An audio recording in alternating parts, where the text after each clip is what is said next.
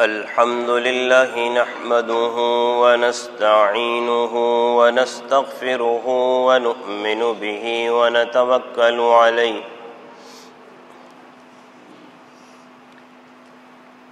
ونعوذ بالله من شرور أنفسنا ومن سيئات أعمالنا من يهده الله فلا مضل له ومن يضلله فلا هادي له ونشهد أن لا إله إلا الله وحده لا شريك له ونشهد أن سيدنا ومولانا محمدًا عبده ورسوله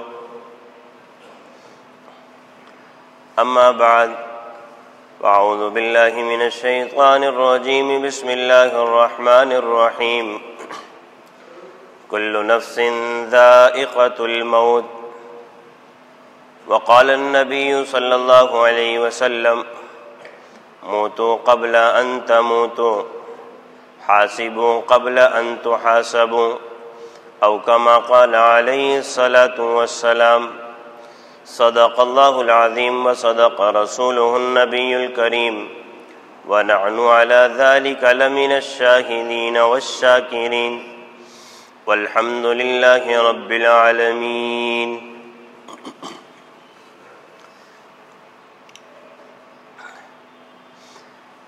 عزیزان محترم اور میرے بزرگ احباب، کلام اللہ کی آیت کا ایک حصہ اور ایک حدیث مبارکہ پڑھی، اللہ تعالی اپنے فضل و کرم سے صحیح بات کہنے کی توفیق نصیب فرمائے۔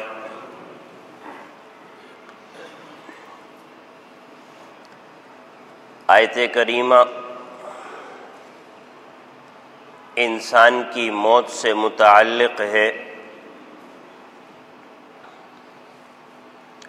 مجھ سمیت ہم آج کل موت کو بھول چکے ہیں۔ روزانہ مسجد میں 4 اعلان، 5 اعلان اور دیگر مساجد میں کتنے اعلانات ہوتے رہتے ہیں، لیکن ہماری زندگی جیسی تھی ویسے ہی چل رہی ہے۔ انا للہ پڑھ لیا جاتا ہے، افسوس کا اظہار کر لیا جاتا ہے، لیکن جاتے انسان سے میں نے کوئی سبق سیکھا تو میری زندگی میں جاتا انسان کوئی اثر انداز نہیں ہو رہا۔ حالانکہ ہر جانے والا بتاتا ہے کہ ہمارے بعد تم نے آنا ہے، ہمارا نمبر لگ گیا، ہمارے بعد تم نے آنا ہے، اور ہر انسان کو دنیا سے جانا ہے۔ ہر انسان، اللہ فرما رہے ہیں کہ موت کا مزہ اس نے چکھنا ہے، موت سے انسان کو مفر نہیں ہے۔ اللہ عز و جل جو بات ارشاد فرما رہے ہیں اس کی تشریح میں یہی بات اہل علم نقل کرتے ہیں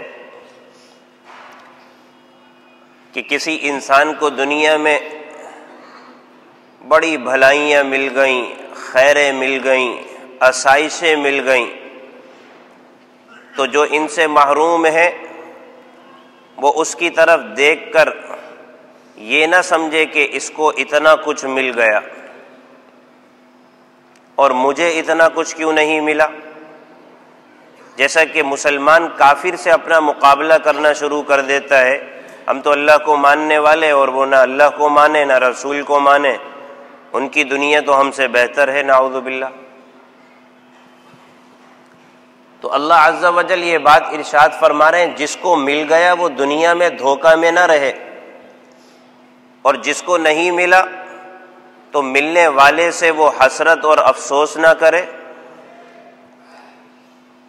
دنیا میں ملی جانے والی چیز کبھی انسان کے پاس باقی نہیں رہتی، ہر انسان اس کا مشاہدہ اور تجربہ کرتا ہے۔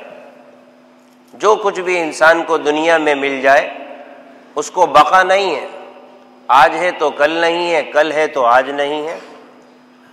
اللہ نے اس سے بڑھ کر انسان کو سمجھا دیا، اگر اس طرح بات سمجھ میں نہیں آتی تو موت تو سب کا صفایا کر دے گی۔ اس سے تو مسلمان ہو یا غیر مسلم انکار ہی نہیں کر سکتا، وہ جانتا ہے کہ موت سب کا صفایا کر دے گی۔ پہلے تو اللہ سمجھا رہے کہ مسلمان ایسا ہی سمجھ لے کہ یہ دنیا باقی رہنے والی نہیں ہے، مسلمان کے پاس ہو یا کافر کے پاس ہو۔ پھر بھی یہ مسلمان نہیں سمجھتا تو اللہ اس سے بڑھ کر سمجھا رہا ہے، موت پہ تو یقین ہے، جب موت آئے گی تو سب کچھ فنا کر دے گی۔ انسان کے پاس بڑی سی بڑی چیز کیوں نہ ہو، انسان اس سے محروم ہو جائے گا، وہ فنا ہو جائے گی، اس میں بقا نہیں ہے، وہ ختم ہو جائے گی۔ اس لیے کہ جب انسان کی روح نکلے گی تو سارا سامان، سارا متاع اور ساری ملکیت اس سے ختم ہو جائے گی، تو جو کچھ ہے اس کی ذات کے حوالے سے فنا ہے، ختم ہے، اس کو کوئی بقا نہیں ہے، موت آ کر اس کو ختم کر دے گی۔ اللہ انسان کو سمجھا رہا ہے کل نفس ذائقۃ الموت، لہذا ملنے والے کو زیادہ بغلے نہیں بجانا چاہیے مجھے بہت مل گیا، اور نہ ملنے والے کو حسرت اور افسوس نہیں کرنا چاہیے مجھے کچھ نہیں ملا۔ اللہ کہہ رہا ہے جو کچھ ملا ہے نہیں ملا ہے، مسلمان کی تو اصل زندگی آخرت ہے، وَمَا الْحَيَاةُ الدُّنْيَا إِلَّا مَتَاعُ الْغُرُورِ۔ اگر دنیا کا یہ مال ہے تو در حقیقت اس کو بقا نہیں ہے، یہ دھوکہ ہے، آج ہے تو کل نہیں ہے، کل ہے تو آج نہیں ہے۔ اے مسلمان، آخرت تیری اصل بقا ہے، اصل زندگی آخرت ہے۔ لہذا دنیا میں انسان کو ملے تو سینہ چوڑا نہ کرے، اپنی ناک ماتھے سے نہ لگائے، کسی کو حقیر اور ذلیل نہ سمجھے، اور یہ نہ سمجھے کہ میرے پاس سب کچھ ہے۔ وہ ذات جہاں دینا جانتی ہے تو پھر بغیر موت کے لینا بھی جانتی ہے، اور اگر موت کو یقین کے اعتبار سے نہیں مان رہے تو پھر ساری دنیا کے کافروں سے پوچھ لیا جائے آیا موت اٹل حقیقت ہے کہ نہیں ہے۔ دہریہ جو اللہ کو نہیں مانتا وہ موت کو وہ بھی مانتا ہے، جنہوں نے اللہ کا انکار کیا انہوں نے موت کو بہرحال مانا، حالانکہ جو موت دینے والا ہے اس کو نہیں مان رہے، لیکن کہتے ہیں کہ موت برحق ہے۔ لہذا جب مرنا ہر ایک انسان کو ہے، آخرت اللہ ہمیں یاد دہانی کے ساتھ ہماری زندگیوں پر باقی رکھے، اور دنیا کے مشاغل میں انسان، یہ در حقیقت مذاکرہ ہے، آپ مخاطب نہیں، اپنی ذات کو بھی مخاطب کرنا مقصد ہے، یہ مذاکرہ ہے۔ موت کو یاد کیا جائے، موت کو یاد کیا جائے، آخرت کی طرف دھیان، آخرت کی طرف توجہ نصیب ہوتی ہے۔ نبی اکرم صلی اللہ علیہ وسلم نے فرمایا موتوا قبل ان تموتوا، مرنے سے پہلے مر جاؤ، مرنے سے پہلے مر جاؤ۔ حاسبوا قبل ان تحاسبوا، ارے تمہارا محاسبہ ہو اس سے پہلے اپنا محاسبہ کر لو۔ موتوا قبل ان تموتوا، مرنے سے پہلے مر جاؤ۔ ایک بات الگ سے کہتا ہوں، نماز ہماری پڑھی جائے اس سے پہلے ہم نماز پڑھنے والے ہو جائیں، نماز ہماری پڑھی جائے اس سے پہلے کہ ہم نماز پڑھنے والے ہو جائیں۔ آج مسلمان نماز کو ترک کیے بیٹھا ہے، جو کہ انسان کو سب سے زیادہ اللہ کا قرب نصیب کرتی ہے، سب سے زیادہ۔ تو آپ صلی اللہ علیہ وسلم ارشاد فرما رہے ہیں کہ مرنے سے پہلے مر جاؤ۔ مرنے سے پہلے مرنے کا کیا مطلب ہے؟ تمہارے دل میں خواہشات آتی ہیں اللہ کو ناراض کیا جائے، تمہارا نفس بہت کچھ چاہتا ہے اللہ کو ناراض کیا جائے، نماز نہ پڑھنے کا دل چاہ رہا ہے، گناہ کرنے کا دل چاہ رہا ہے، جھوٹ بولنے کا دل چاہ رہا ہے، خواہشات نفسانیہ طرح طرح کی سامنے آ رہی ہیں۔ آپ صلی اللہ علیہ وسلم ارشاد فرما رہے ہیں ان خواہشات نفسانیہ کو کچل دو، ان کو ختم کر دو، اللہ کو راضی کر دو، ان کو فنا کر دو، ان کو مار دو،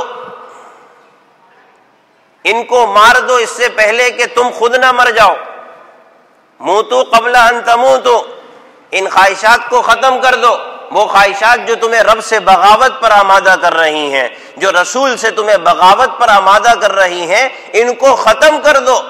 کہیں ایسا نہ ہو کہ ان کے ختم کرنے سے پہلے تم دنیا سے رخصت ہو جاؤ، لہذا پہلے اللہ کو راضی کر لو، پہلے اللہ کو راضی کر لو۔ اللہ سے یہی دعا کرو باری تعالیٰ جب تک کہ ہم آپ کو راضی نہ کر لیں اس سے پہلے ہمیں موت نہ آئے، اور باری تعالیٰ جب ہمیں موت آئے تو آپ ہم سے راضی ہوں، اس حالت کی ہمیں موت نصیب فرما، اس رضامندی والی موت نصیب فرما۔ مرنے سے پہلے ہمیں اپنا فرما بردار، تابع دار، نیک صالح متقی پرہیزگار بندہ بنا، باری تعالیٰ اس سے پہلے ہمیں اپنی نیک صالح زندگی نصیب فرما۔ اللہ سے یہی دعا کریں تو آپ صلی اللہ علیہ وسلم توجہ دلا رہے ہیں کہ یہ تمہارے اندر خواہشات بھڑکتی ہیں دنیا کے اعتبار سے، اللہ کو ناراض کرنے کے اعتبار سے، ارے ان کو فنا کر دو، ان کو ختم کر دو، موتو قبل ان تموتو۔ یا دوسری بات آپ صلی اللہ علیہ وسلم اس میں یہ ارشاد فرمانا چاہتے ہیں، مرنے سے پہلے موت کا دھیان کر لو، مرنے سے پہلے موت کا دھیان کر لو کہ ہاں موت آنی ہے، ایک دن مروں گا، سب کچھ ختم ہو جائے گا، سب کچھ ختم ہو جائے گا، میرے اپنے میرے نہیں رہیں گے، میرے اپنے میرے نہیں رہیں گے، میرا مال میرا نہیں رہے گا، اگر رہے گی تو صرف ایک چیز رہے گی، اعمال، نہ بیوی نہ بچے نہ مال، صرف ایک چیز جو انسان اعمال صالحہ کیے ہوں گے وہ انسان کے ساتھ رہیں گے۔ نبی اکرم صلی اللہ علیہ وسلم نے صحابہ کو ارشاد فرمایا، مثال دے دے کے اللہ کے نبی صلی اللہ علیہ وسلم ارشاد فرماتے تھے، آپ نے فرمایا کہ بتاؤ ایک شخص کے 3 بھائی ہیں، ایک شخص کے 3 بھائی ہیں، ایک سب سے بڑا بھائی ہے، ایک درمیان کا بھائی ہے، ایک سب سے آخری بھائی ہے، اور فرمانے لگے کہ ایک بھائی کے لیے اس کا حال یہ تھا، ساری زندگی اس نے اس بھائی کے لیے اپنی لٹا دی، فنا کر دی، اپنے آپ کو اس کے لیے کھپا دیا، اپنا خیال نہیں کرا، اپنے سکھ کا خیال نہیں کیا، اس کے لیے دن رات ایک کر دیا، اور جب مرنے کا وقت قریب آیا بڑے بھائی سے بولتا ہے تم میرا کیا ساتھ دو گے، بڑے بھائی سے بولتا ہے تم میرا کیا ساتھ دو گے؟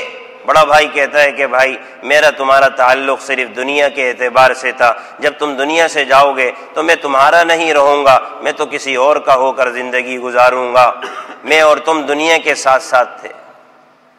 پھر آپ نے فرمایا دوسرے بھائی کی مثال، جب وہ مرنے لگا دوسرے بھائی سے کہتا ہے تم میرا کیا ساتھ دو گے، میں مر رہا ہوں، تنہائی ہے، وحشت ہے، قبر ہے، قبر ہے، قبر، وہاں میری تنہائیاں کیسے تم دور کرو گے، جاتے وقت میرے کیسے کام آؤ گے؟ اس نے بھی یہی کہا میرا تمہارا تعلق صرف دنیا کے اعتبار سے، اتنا کام آ جاؤں گا کہ تمہارے کفن دفن کا انتظام کر دوں گا، قبر میں تمہیں اتار دوں گا، اس سے آگے میری منزل تمہاری منزل الگ ہے، تم اپنا راستہ لینا، میں اپنا راستہ اختیار کروں۔ پھر نبی اکرم صلی اللہ علیہ وسلم نے ارشاد فرمایا تیسرے بھائی کے متعلق، اور تیسرے بھائی سے جب وہ سوال کرے گا تو تیسرا بھائی کہے گا میں تمہارا کبھی ساتھ نہیں چھوڑوں گا، دنیا ہو یا آخرت ہو، قبر ہو یا میدان محشر ہو، ہمیشہ تمہارا ساتھ دوں گا۔ آپ نے فرمایا بتاؤ پہلا بھائی کیسا ہے؟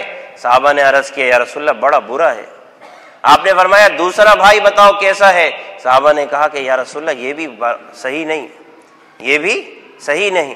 آپ نے فرمایا بتاؤ تیسرا بھائی کیسا ہے؟ صحابہ نے کہا بڑا خوب ہے یا رسول اللہ۔ آپ نے فرمایا پہلے بھائی کی مثال مال ہے، یہ دنیا میں انسان کے ساتھ رہتا ہے جب تک کہ انسان دنیا میں رہتا ہے، اور مرنے کے بعد یہ دوسروں کا ہو جاتا ہے۔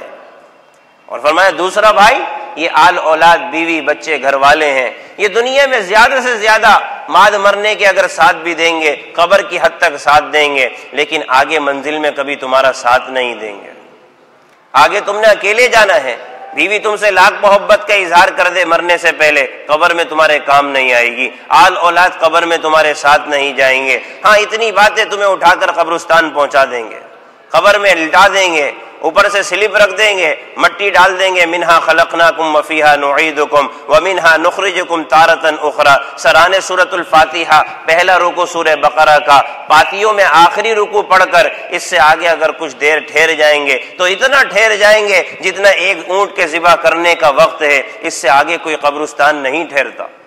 وہ رات تمہیں اکیلے گزارنی ہوگی، وہ رات تمہیں اکیلے گزارنی ہوگی، اس سے آگے تمہارا کوئی ساتھ نہیں دے گا۔ اور تیسرا بھائی کہا کہ ہاں یہ تمہارے اعمال صالحہ ہیں، اعمال صالحہ، ان اعمال صالحہ کا نور تم دنیا میں بھی پاتے تھے، ان اعمال صالحہ کی برکات کا مشاہدہ تم دنیا میں بھی کرتے تھے، نماز پڑھ کے تمہیں سکون ملتا تھا، روزہ رکھ کے تمہیں اطمینان ملتا تھا، اللہ کے حضور حاضر ہو کے تمہیں راحت ملتی تھی، یہ اعمال صالحہ تمہیں دنیا میں بھی نفع دیتے تھے، اور جب تم قبر میں جاؤ گے تو یہ نماز تمہارے سرانے آ جائے گی، یہ قرآن تمہارے سرانے آ جائے گا، تمہارا روزہ تمہارے ساتھ ہو جائے گا، تمہارے کو قبر میں وحشت نہیں ہونے دیں گے، فرشتے آئیں گے ان سے سوالات کرنے کے لیے تم سے، تو یہ تمہارا اس وقت بھی پیچھا نہیں چھوڑیں گے، تمہارے ساتھ ساتھ رہیں گے، یہ تمہارے اعمال صالحہ ہیں۔ صحابہ نے کہا یا رسول اللہ یہ تو بہت بہتر بھائی ہے، یہ تو بہت بہتر بھائی ہے جو آخرت میں بھی، قبر میں بھی، دنیا میں بھی اس انسان کا ساتھ دے رہا ہے، اس انسان کو بھلائی پہنچا رہا ہے۔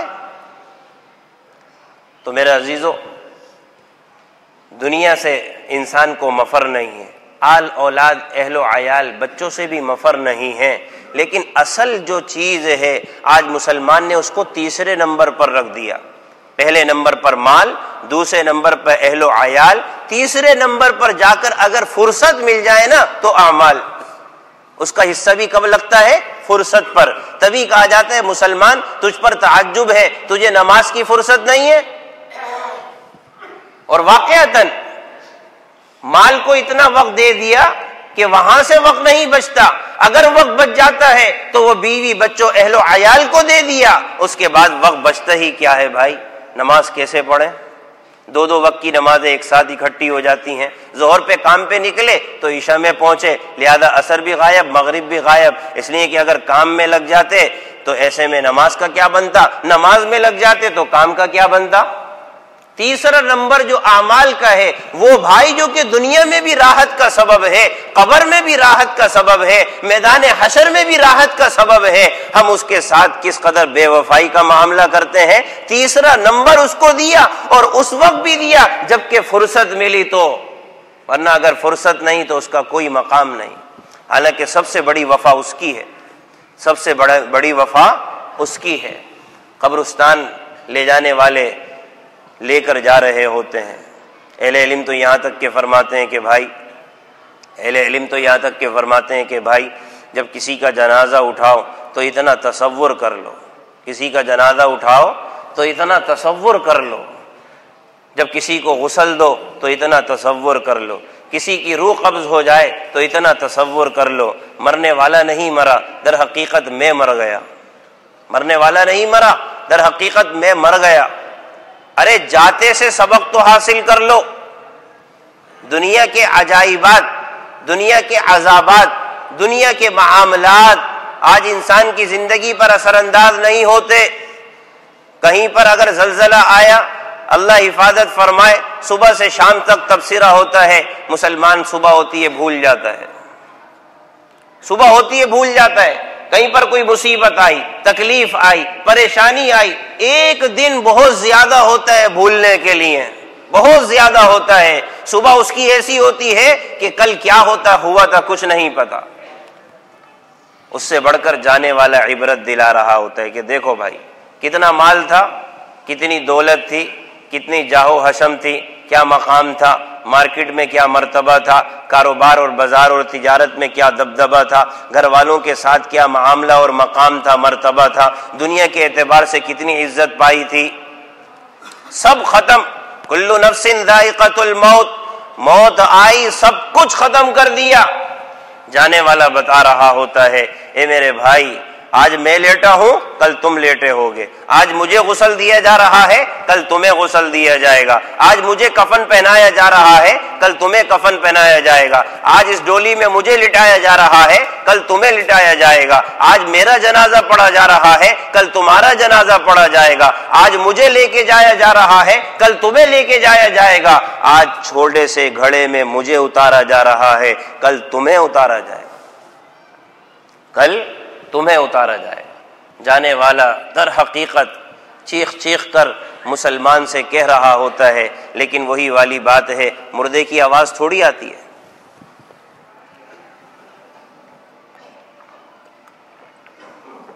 مردے کی آواز تھوڑی آتی ہے۔ اہل علم فرماتے ہیں جب غسل دے رہے ہو نا تو سمجھو مجھے غسل دیا جا رہا ہے، مجھے غسل دیا جا رہا ہے۔ کفن پہنایا جا رہا ہو نا سمجھو مجھے کفن پہنایا جا رہا ہے۔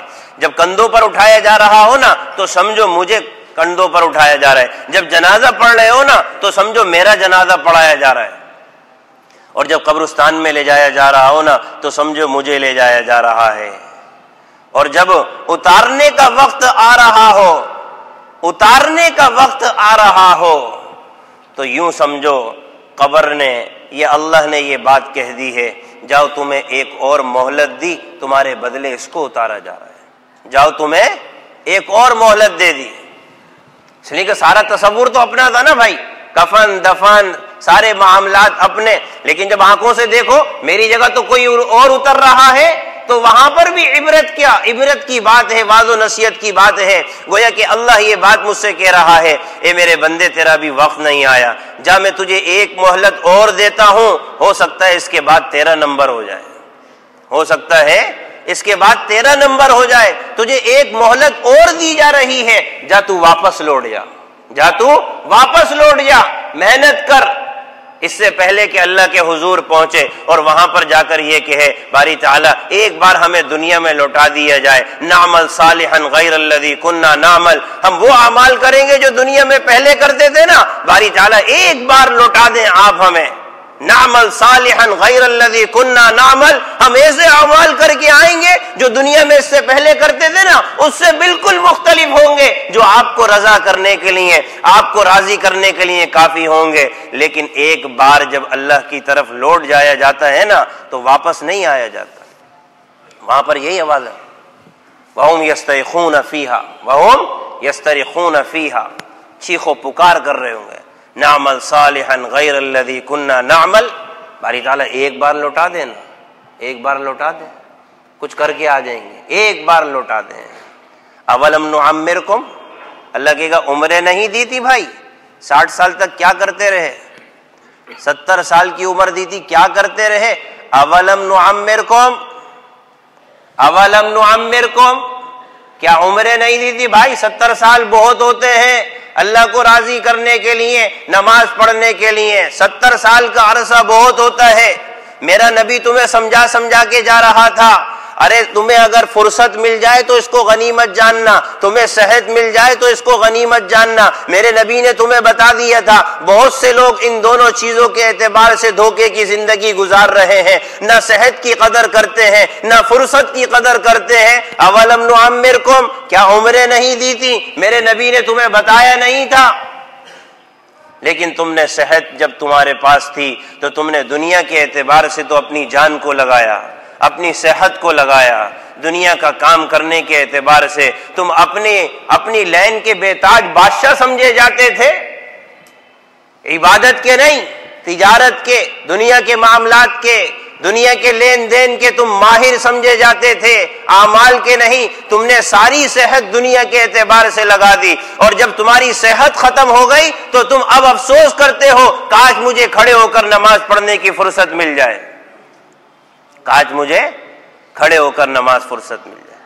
جب اللہ نے ہمت دی تھی، طاقت دی تھی، آج تم تہجد پڑھنے والوں پر افسوس اور حسرت کرتے ہو اپنی ذات کے اعتبار سے، کاش تہجد کی فرصت مل جائے۔ اللہ نے جوانی دی تھی، اللہ نے قوت دی تھی، اللہ نے انسان کے اعضاء کو مضبوط بنایا تھا۔ اللہ نے قرآن میں کہہ دیا تھا اللہ الذی خلقکم من ضعف ثم جعل من بعد ضعف قوة، اللہ کہہ رہا تھا ارے انسان ہم نے تجھے کمزور بنایا تھا، دیکھ اس کے بعد ہم نے تیرے اندر قوت رکھی ہے، اور پھر اللہ سمجھا رہا ہے اس قوت کے بعد تیرے اوپر جوانی آئی، دیکھ جوانی کے بعد پھر بڑھاپا آئے گا، اللہ یہ سب قرآن میں سمجھا چکا، لیکن مسلمان اس کی طرف دھیان نہیں کرتا۔ نبی سمجھا چکا کہ دیکھو اللہ نے صحت دی ہے، اس کو غنیمت جانو، کچھ آخرت میں بھی اس کا حصہ لگاؤ، کچھ آخرت میں بھی حصہ لگاؤ۔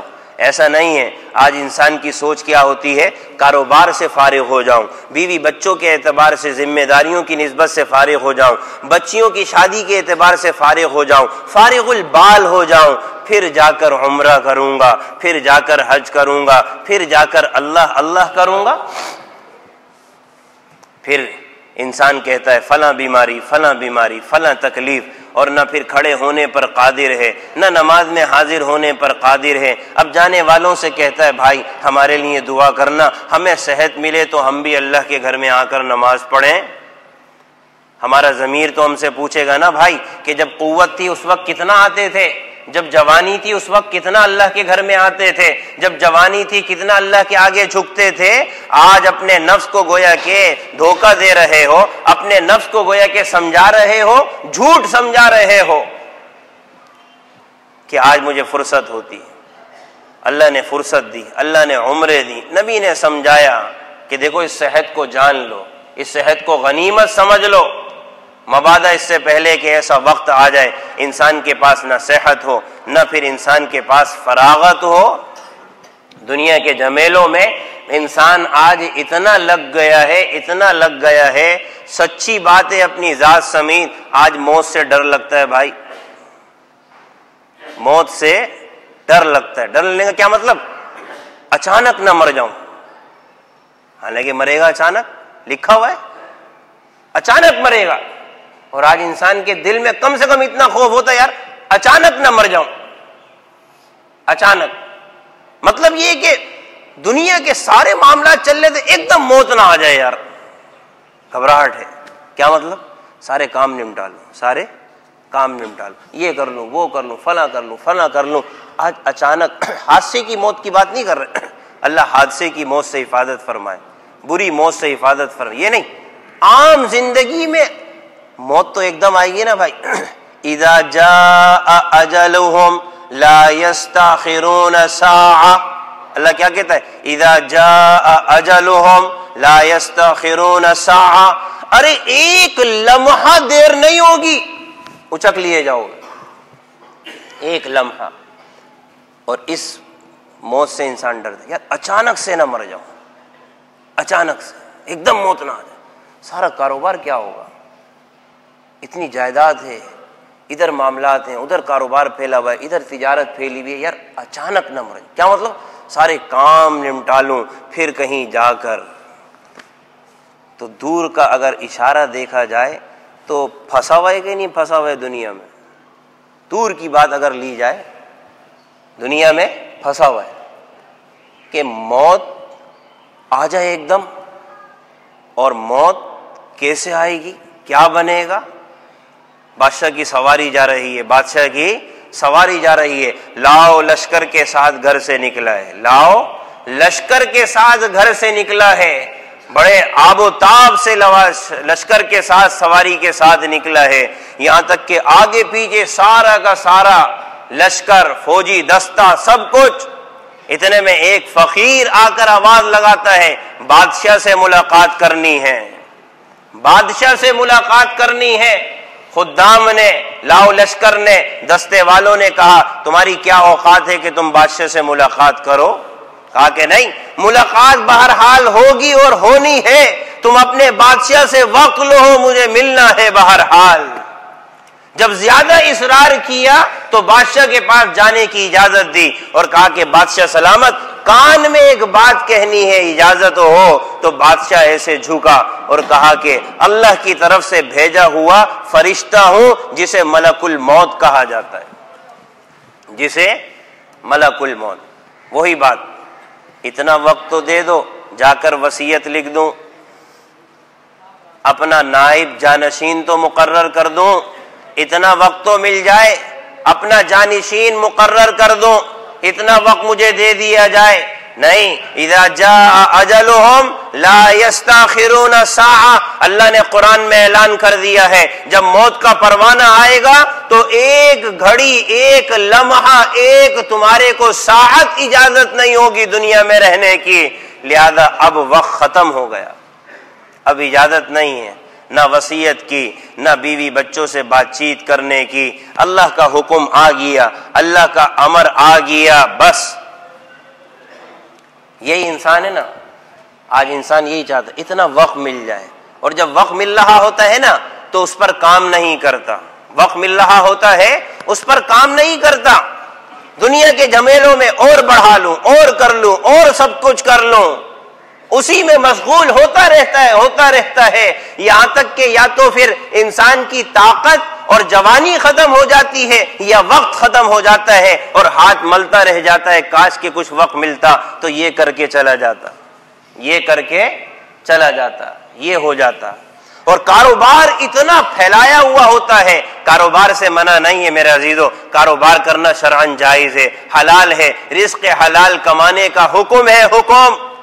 لیکن مولانا روم رحمت اللہ علیہ فرماتے ہیں، اے انسان، اللہ نے تجھے دنیا کمانے کی اجازت دی ہے، دیکھ تجھے روکا نہیں ہے، یہ دنیا تیری ضرورت ہے، ضرور کما۔ لیکن اتنی بات ارشاد فرماتے ہیں، دیکھ پانی کشتی کے لیے ضرورت ہے، بغیر پانی کے کشتی نہیں چل سکتی، بغیر دنیا کے مال و متاع کے یہ انسان نہیں چل سکتا۔ مولانا رومی رحمۃ اللہ علیہ فرماتے ہیں، لیکن جہاں یہ پانی کشتی میں آ جائے تو کشتی تباہ اور برباد ہو جاتی ہے۔ اے انسان، دنیا تیری ضرورت ہے، یہ اگر دل میں آ جائے نا تیری تو تو تباہ اور برباد ہو جائے۔ اس کو اپنے اطراف میں رہنے دے، دل کو خالی رکھ، کس کے لیے بھائی؟ اللہ کے لیے۔ اپنے من کو، اپنے جی کو خالی رکھ اللہ کے لیے۔ دنیا تیری ضرورت ہے، اس کے بغیر تیرا گزارا نہیں ہے، اس کے بغیر گزارا نہیں ہے۔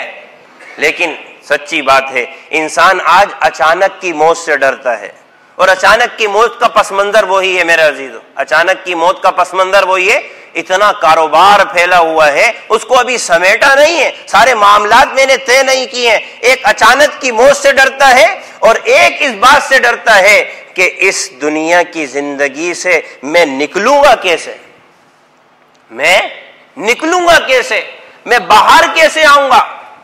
آج انسان کہتا ہے کہ بھائی اتنا دنیا میں انہماک ہو گیا کہ آج اللہ اس کے رسول کے لیے وقت نکالنے کے اعتبار سے ہمیں بہت پیچھے آنا پڑے گا، ہمیں بہت پیچھے آنا پڑے گا، اس کے لیے ہمارے پاس وقت نہیں ہے۔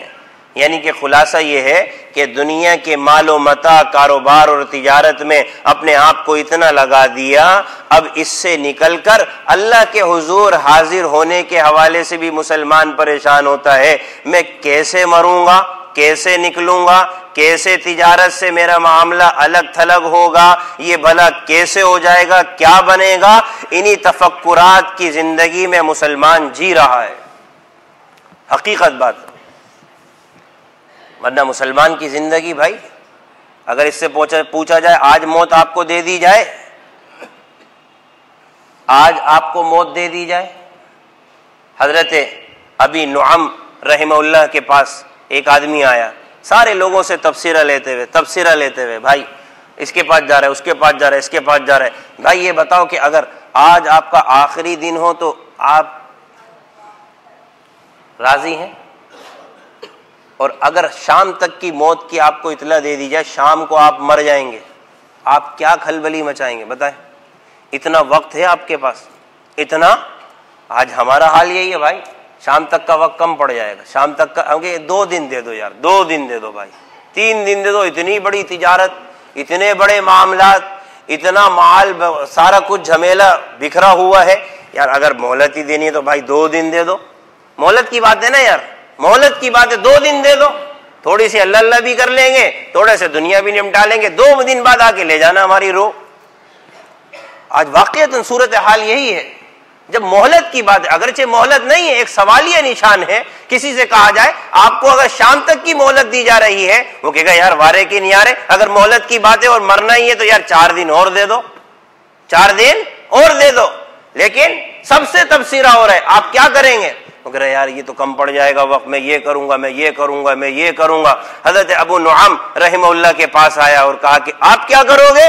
کہنے لگے کچھ نہیں کروں گا، جو روزانہ کرتا ہوں وہی کروں گا، میں تو ہر گھڑی یہ سمجھ کے گزارتا ہوں ہو سکتا ہے زندگی کی آخری گھڑی ہو، لہذا مجھ سے یہ سوال کس بات کا کر رہے ہو، لہذا مجھ سے یہ سوال کس بات کا کر رہے ہو؟ اللہ نے قرآن میں کہا ہے نا، ساعہ کی بھی تمہیں اجازت نہیں ملے گی، ساعہ، ایک گھڑی کی اجازت نہیں ملے گی، ایک جو سیکنڈ کی سوئی آگے ہلتی ہے نا بھائی، اتنی بھی اجازت نہیں ملے گی، لہذا میں ہر گھڑی اسی نیت سے گزارتا ہوں، اسی تیاری سے گزارتا ہوں، دنیا ہو یا آخرت، یہ ہو سکتا ہے میری زندگی کی آخری گھڑی۔ اللہ کا نبی کیا کہہ رہا ہے؟ میں جب لقمہ لگاتا ہوں نا بھائی، لقمہ نبی اکرم صلی اللہ علیہ وسلم کیا ارشاد فرما رہے ہیں, میں جب لقمہ لگاتا ہوں نا تو مجھے اتنی بھی امید نہیں ہے کہ میں دنیا میں جی سکوں گا. یہ لقمہ تمہارے نبی کے منہ میں چلا جائے, تمہارے نبی کو اتنی بھی امید نہیں ہے کہ میں دنیا میں رہ سکوں. اللہ جب چاہے مجھے بلا لے, اللہ جب چاہے مجھے بلا لے. کہنے والے تو کہتے ہیں نبی کو بلانے سے پہلے پوچھا گیا تھا, لیکن نبی کا موت پر یقین کتنا ہے؟ کہنے والے تو کہتے ہیں نبی کو بلانے سے پہلے پوچھا گیا تھا, اگرچہ روایت میں کلام ہے, لیکن نبی کو موت کے حوالے سے کتنا یقین ہے. میں ایک لقمہ لگا کر منہ میں لے جاؤں, مجھے اتنی بھی امید نہیں ہے اپنی زندگی کے اعتبار سے کہ یہ ایک لقمہ میرے منہ میں اور پیٹ میں چلا جائے گا. تو دنیا کے اعتبار سے یہ صورتحال ہے. حضرت عطار رحمۃ اللہ علیہ جب زندگی بدلی تو ایک فقیر آ کر کیا کہتا ہے, بڑی دکان عطر کی تھی, بڑی دکان عطر کی تھی. ہمارے پاکستان میں تو یہ عطروں کی دکان ایسی نہیں ہے. آدمی اللہ آپ کو حج نصیب کرے, عمرہ نصیب کرے, وہاں پر معلوم ہوتا ہے کہ عطر کا کاروبار کیا ہوتا ہے. عطر بڑی محبت کرتے ہیں عرب والے عطر سے, اور وہاں پر یہ بڑی بڑی عالی شان قسم کی بوتلیں. حضرت عطار رحمۃ اللہ علیہ کا یہی کاروبار. فقیر اندر آ گیا, فقیر اندر آ گیا. آج کل کی دکان والے تو اندر بھی نہیں آنے, باہر سے دیکھ لیں بھائی کیمرے سے یہ فقیر کون اندر آ رہا ہے, باہر نکالو اس کو, کپڑے ایسے عجیب صورتحال. وہ فقیر اندر آ گیا. اندر آنے کے بعد اس نے وہی کام کرنا شروع کر دیا, یہ بوتل نکالے سونگے رکھ دے, یہ نکالے سونگے رکھ دے, یہ کرے. حضرت عطار جو کہ دنیا کے اعتبار سے بڑے کاروبار تاجر تھے, کہنے لے بابا کر کیا رہے ہو, کچھ لینا دینا ہے یا اسی طرح سے یہ کام کر کے وقت ضائع کر رہے ہو؟ کہنے لے عطار میں دیکھ رہا ہوں تیری روح کیسے نکلے گی بھائی. عطار تو نے اتنا عالی شان دنیا کے اعتبار سے معاملات پھیلا رکھے ہیں, کاروبار تیرا اتنا پھیلا ہوا ہے, میں یہ دیکھ رہا ہوں تیری روح دنیا سے کیسے نکلے گی. اور یہ تو سب کو معلوم ہے, مرنے سے پہلے مرنے والے کو اندازہ ہو جاتا ہے. مانتے نہیں مانتے بھائی؟ دسیوں مثالیں ہیں بھائی, دسیوں مثالیں ہیں. قرآن و حدیث کی بات نہیں کر رہا, اپنے جاتے وقت جانے سے پہلے ہم خود دیکھ لیتے ہیں, ہم خود دیکھ لیتے ہیں.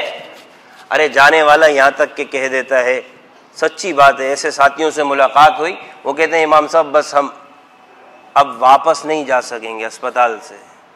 اللہ دکھا دیتا ہے اپنے الفاظ, منہ بولے الفاظ, اور جو منہ سے نکلا وہی حقیقت ہوا. کہہ لیں امام صاحب اب نہیں رہیں گے ہم دنیا میں. اپنے منہ سے عیادت کو گیا, اپنے منہ سے یہ لفظ نکالا, آگے امام صاحب میں دنیا میں, اللہ دکھا دیتا ہے.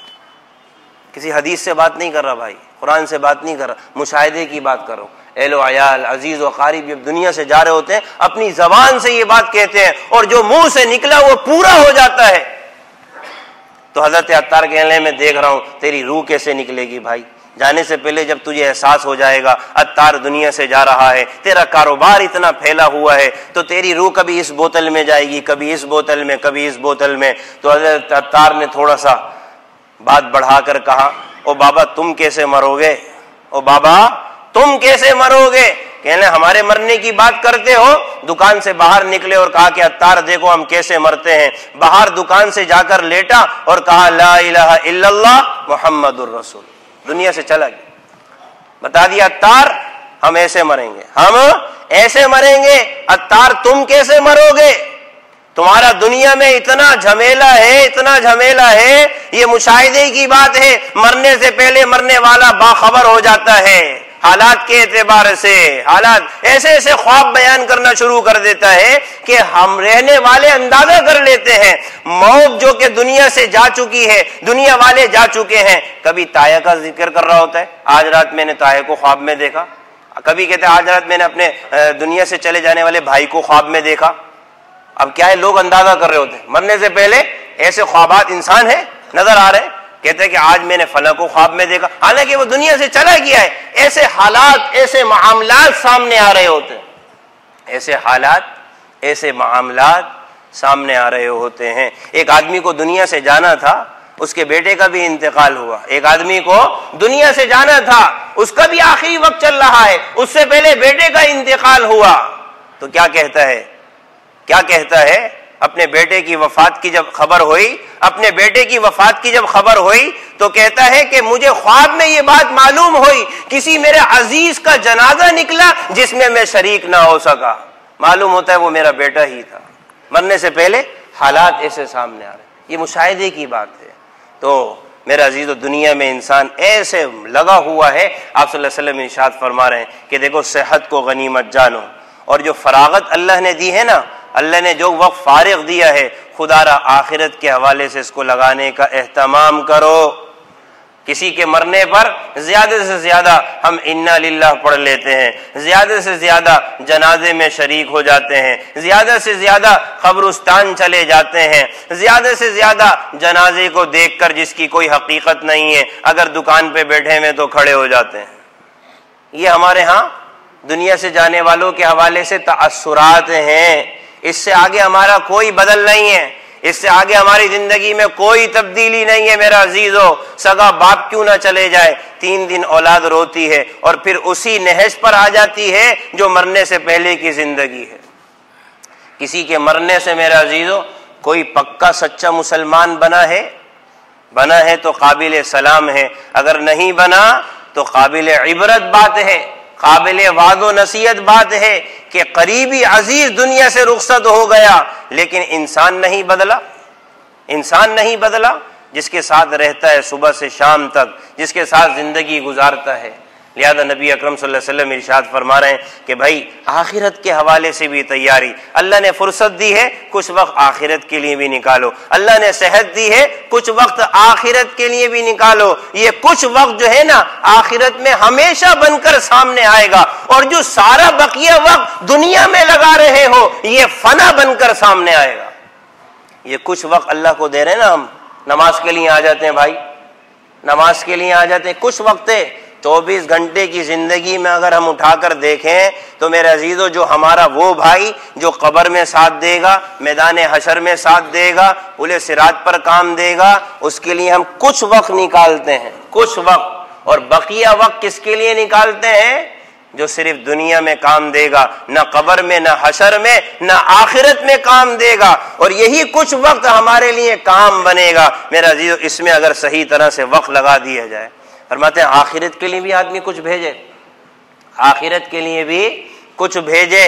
حضرت بہلول رحمۃ اللہ علیہ کے بارے میں آتے ہیں نا، ہارون رشید کے دربار میں حاضر ہوا کرتے تھے، ملنگ سے آدمی تھے، فقیر سے، مجذوب سے۔ ہارون رشید نے کہہ رکھا تھا جب بھی یہ فقیر آدمی آئے نا بھائی، جب بھی یہ مجذوم آدمی آئے نا، اس کو کوئی بھی چوکیدار گیٹ پر نہ روکے، فوراً اس کو میرے پاس آنے کی اجازت ہے۔ حضرت بہلول رحمۃ اللہ علیہ ہارون رشید کے پاس بیٹھتے، ہارون رشید دل لگی کرتے، تفریح کرتے، سمجھتے فقیر ہے، مذاق مستیوں میں لگے ہوئے، لیکن اللہ کا پہنچا ہوا بندہ ایک مرتبہ مذاق میں ہارون رشید نے کہا، ایک چھڑی ہاتھ میں تھی، کہا کہ بہلول یہ چھڑی رکھ لو، اپنے سے زیادہ کسی کو بے وقوف پاؤ نا زندگی میں، یہ چھڑی اس کو دے دینا۔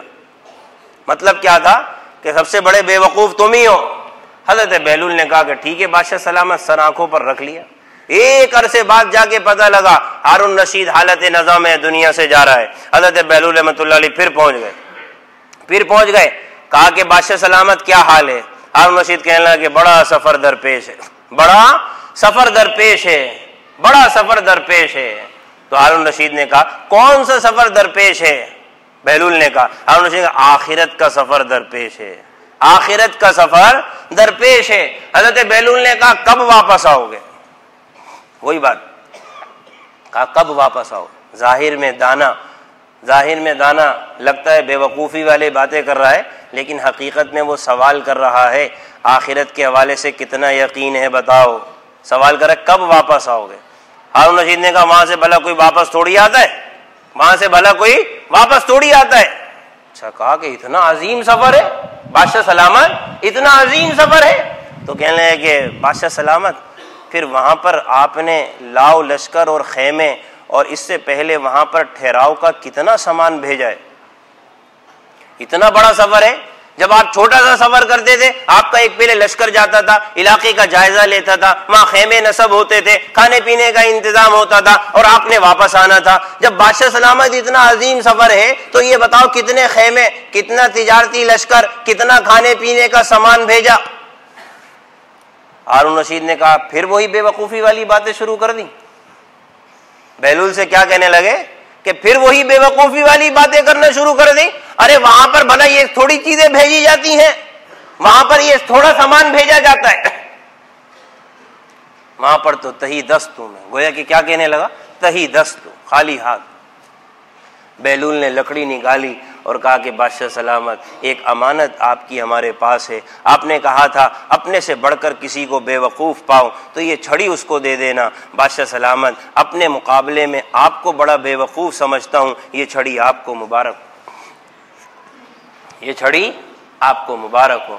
جب ہارون رشید نے یہ جواب سنا تو آنکھوں سے آنسو جاری ہو گئے، کہنے لگے بہلول ہم تو تمہیں ایسے ہی سمجھتے تھے، تم نے مرنے سے پہلے کیا ہمیں واعظ و نصیحت کی، مرنے سے پہلے کیا واعظ و نصیحت کی۔ ہم دنیا کے اعتبار سے کہیں پر اپنا سفر کرتے تھے بڑا اہتمام، اور جانے سے پہلے ہم مطمئن ہو جاتے تھے، آخرت کے حوالے سے ہم نے کیا بھیجا ہے کہ آج جانے سے پہلے ہم گھبرا رہے ہیں، جانے سے پہلے فکر میں۔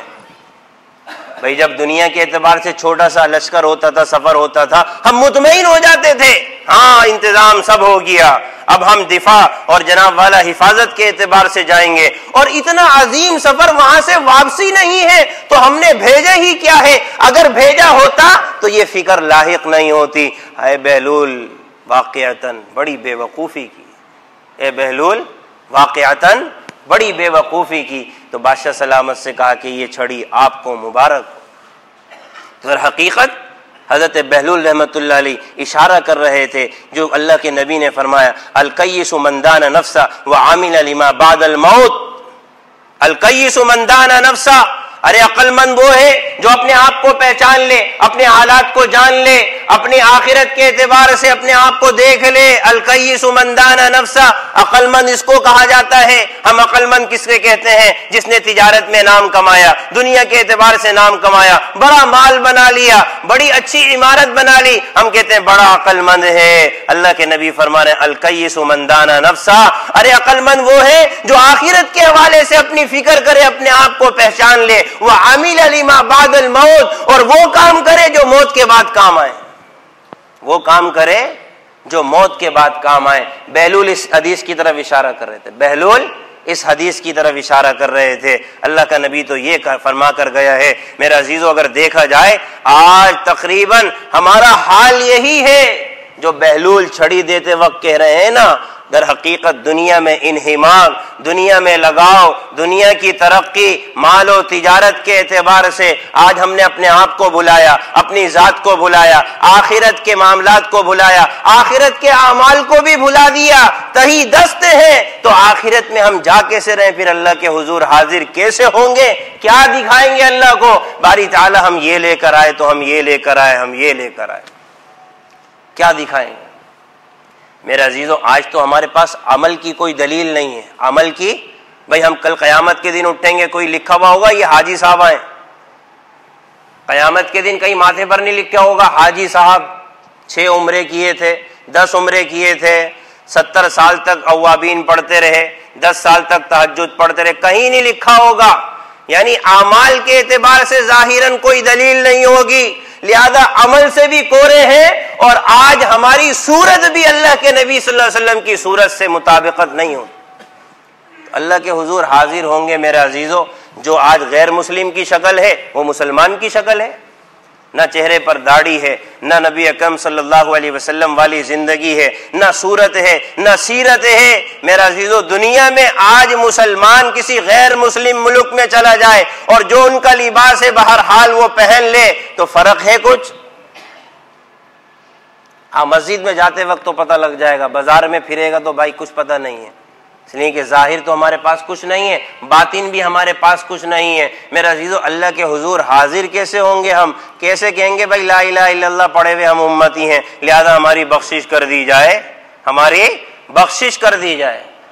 یہ ہماری زندگی ہے۔ امام غزالی رحمۃ اللہ علیہ فرماتے ہیں کہ خدا را اپنا محاسبہ کرو، اپنا محاسبہ کرو، صبح سے شام تک کر کیا رہے ہو، صبح سے شام تک کر کیا رہے ہو، اپنی زندگی کے ساتھ معاہدہ کرو۔ باری تعالیٰ آج صبح کا سورج نکلا ہے، میں آپ سے عہد کرتا ہوں کبھی آپ کی نافرمانی نہیں کروں گا، جب تک کہ رات نہ ہو جائے نافرمانی نہیں کروں گا۔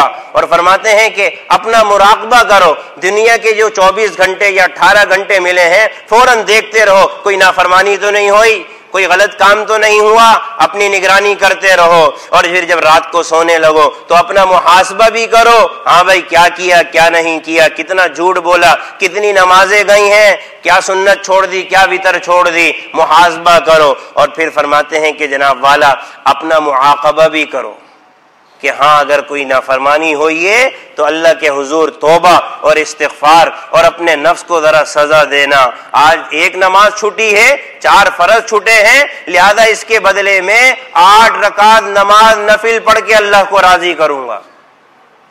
فرماتے ہیں اگر یہی 2-4 کام کر لے گا انسان کی زندگی سدھرے گی، وہ اعمال کرے گا جس سے اللہ راضی ہو جائے گا۔ اللہ عمل کی توفیق نصیب فرمائے۔ وآخر